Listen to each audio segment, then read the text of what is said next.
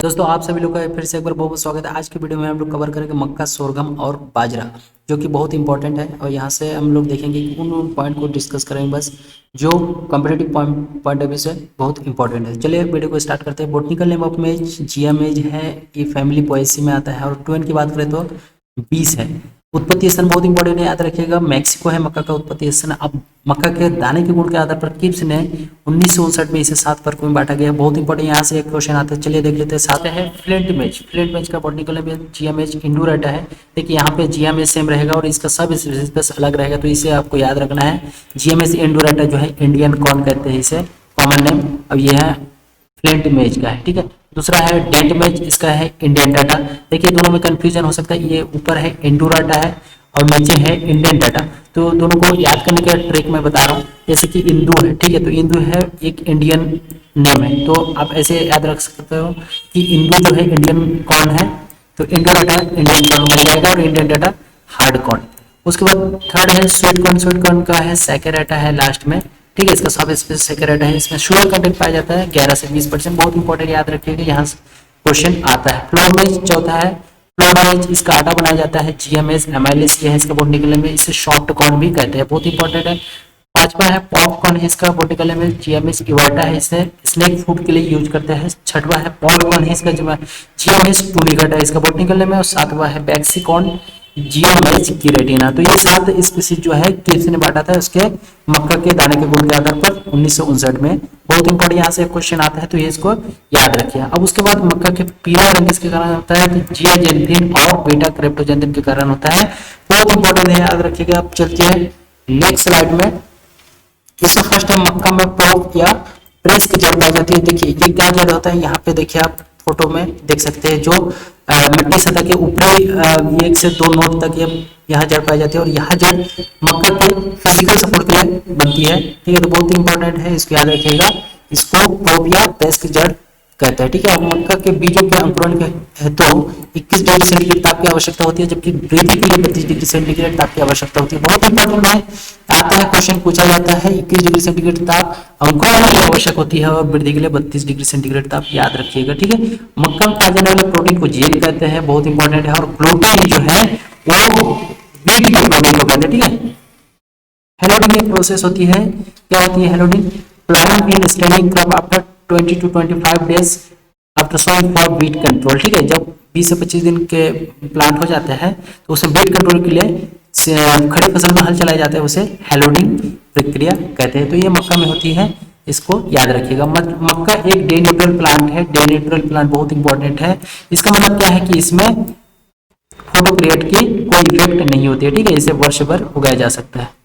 उसके बाद critical stage for irrigation, ये बहुत इंपॉर्टेंट है। सिल्किंग एंड टेसलिंग स्टेज जो है क्रिटिकल है किसके लिए, मक्का के लिए और इरिगेशन के लिए। देखिए सिल्किंग और टेसलिंग स्टेज का मतलब क्या है, जब ये ऊपर वाली फूल आती है, मक्का के ऊपर वाली फूल आती है तो इसे टेसलिंग स्टेज कहते हैं। और जब बीच वाले फूल जैसे भुट्टा में जो फूल होते हैं वो वाले आते हैं तो उसे सिल्किंग स्टेज कहते हैं। तो ये फीमेल फ्लावर कहते हैं सिल्किंग को, और टेसलिंग को मेल फ्लावर कहते हैं।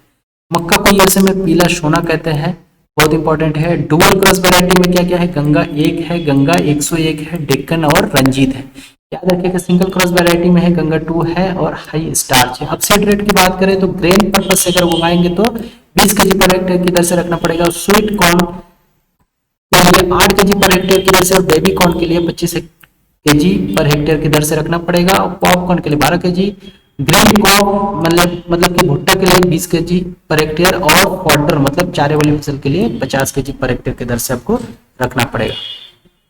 नेक्स्ट क्रॉप है सोरगम या फिर इसे ग्रेन वैरायटी कहते हैं, बहुत इंपॉर्टेंट क्रॉप है। सोरगम का बॉटनिकल नेम की बात करें तो सोरगम बाइकलर है, इसका बॉटनिकल नेम, फैमिली ये भी पोएसी में आता है। ट्वेन की बात करें तो 20 है और ओरिजिन बहुत इंपॉर्टेंट है, सेंट्रल अफ्रीका, तो याद रखिएगा। अब इसे 5 बेसिक रेसेस में बांटा गया है, किसने बांटा था, हार्लेम एंड डी वेट ने 1972 में, ठीक है। कौन कौन से 5 बेसिक, देखिए 5 बेसिक रेस जो होता है इसके सब स्पीसीज होता है, ठीक है, जो बाइकलर के सब स्पीसीज है उसे बेसिक रेसेस कहते हैं, ठीक है। तो फर्स्ट है बाइकलर है, गुनिया है, काउडेटम है, काफिरा है और डोरा है, 5 बेसिक रेसेस, इसको याद रखिएगा। ये सोरगम के 5 बेसिक रेसेस है। किसने बांटा था? हर्ले ने, डिबेट ने 1972 में। अब उसके बाद फादर ऑफ इंडियन सोरगम किसे कहते हैं? NGP राव। फर्स्ट है हाइब्रिड वैरायटी ऑफ सोरगम है GSH1 1964 में डेवलप हुआ था। National research centre for sorghum hybrid ये कहाँ पे स्थित है? हैदराबाद में स्थित है।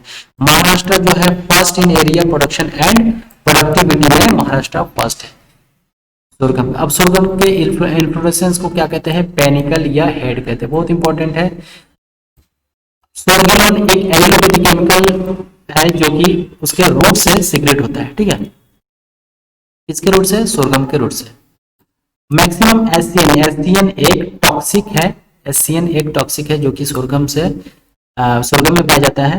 इसका फुल फॉर्म है हाइड्रोजन साइनाइड है। तो इसका लेवल सबसे ज्यादा कब होता है? 35 से 40 दिन के बाद। ठीक है, अब सीड रेट की बात करें तो ग्रेन के पर्पज से उगाएंगे तो 10 से 12 केजी पर हेक्टेयर की दर से रखना पड़ेगा, और फटर के पर्पज से उगाएंगे तो 40 से 50 केजी पर हेक्टेयर की दर से रखना पड़ेगा।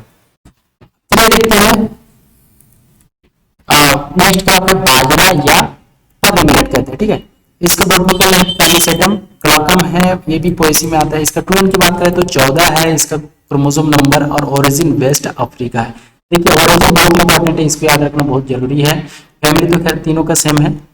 उसके बाद नेपियर घास का या फिर इसे एलिफेंट ग्रास भी कहते हैं। इसका बोटनिकल में पेनिसेटम पर्पुरियम है।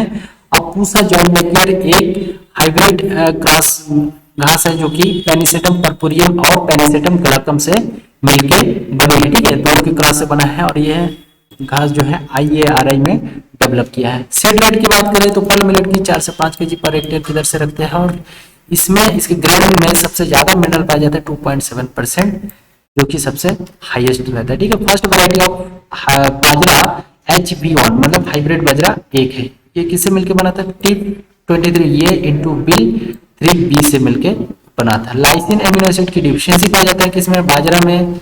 मेजर डिजीज ऑफ बाजरा तो शूटी फ्लाई है, मेजर इंसेक्ट है शूटी फ्लाई, और मेजर डिजीज है अर्गट, जो कि बहुत इंपॉर्टेंट है। यहाँ पे देख सकते हैं फोटो में, ये अर्गट का सिम्टम है। ठीक है, इसमें क्या है कि बूंद बूंद टाइप से ये मधु टाइप से गिरते रहता है। जब अर्गट रोग हो जाता है तो ऐसे टाइप से कुछ सिम्टम बनता है, और इसका प्राइमरी इन्फेक्शन एयर के थ्रू होता है, और सेकेंडरी इन्फेक्शन रेनफॉल के थ्रू होता है।